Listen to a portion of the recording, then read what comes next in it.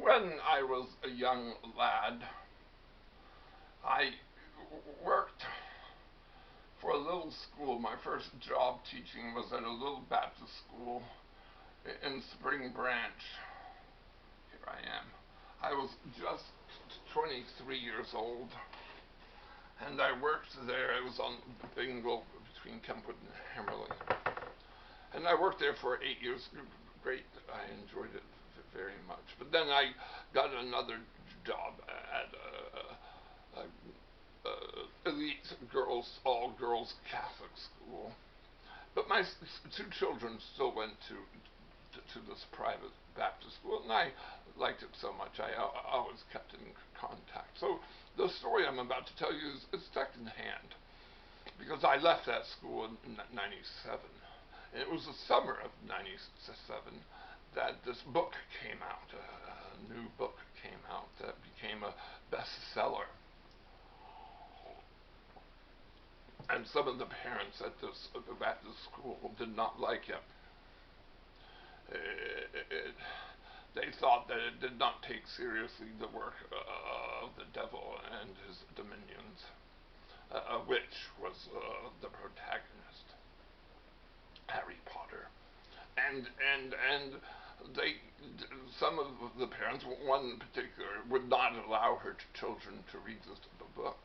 So the kid would come to school and people would lend him, or I like to think, I don't know if this is true, they would rent him.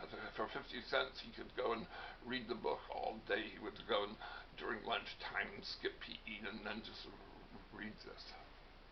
Now at the same time, or maybe just right after this, there was a parent who was helping with the library, organizing the library, and this parent found another series of books which she found unsettling also, so she brought it to the attention thinking that they should get rid of it. She said, there's this series, and she showed the first one, and it was called The Lion, the Witch, and the Wardrobe. Now, I hope you laughed at that, because of course this is a book by C.S. Lewis, the greatest Christian apologist of the 20th century, and the book is a book about Christianity. And I laughed heartily when I heard this, but then I thought about it, and I thought, it's kind of wrong of me to mock this poor woman. And then, of course, I remembered my great sin is pride. And I know you might say, Mr. Horn, you have such a good self-deprecating humor. And the answer is yes, but that's just to cover my pride.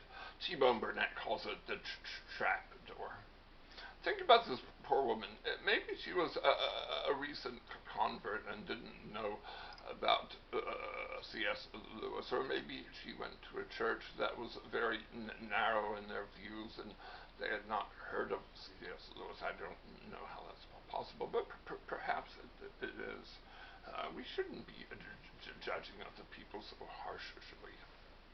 So anyway, fast forward now.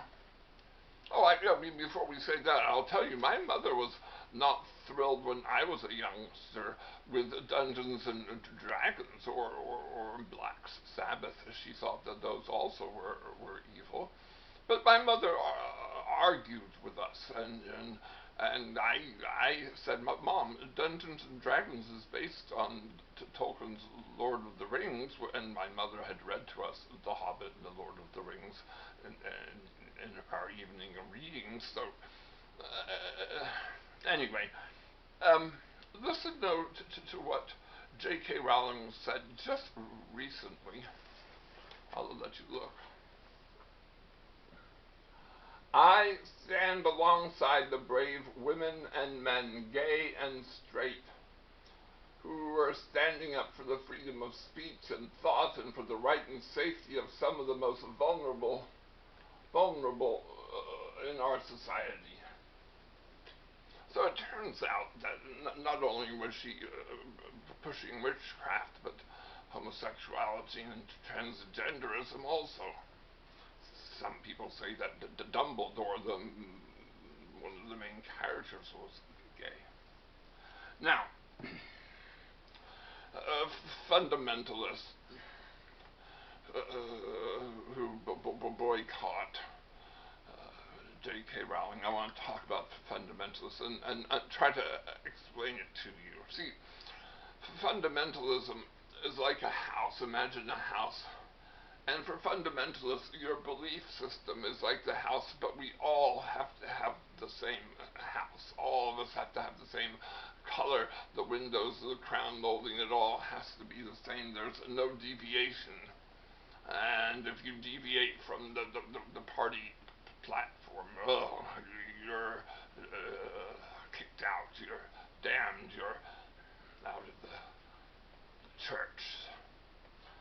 And I think this is so wrong. We don't.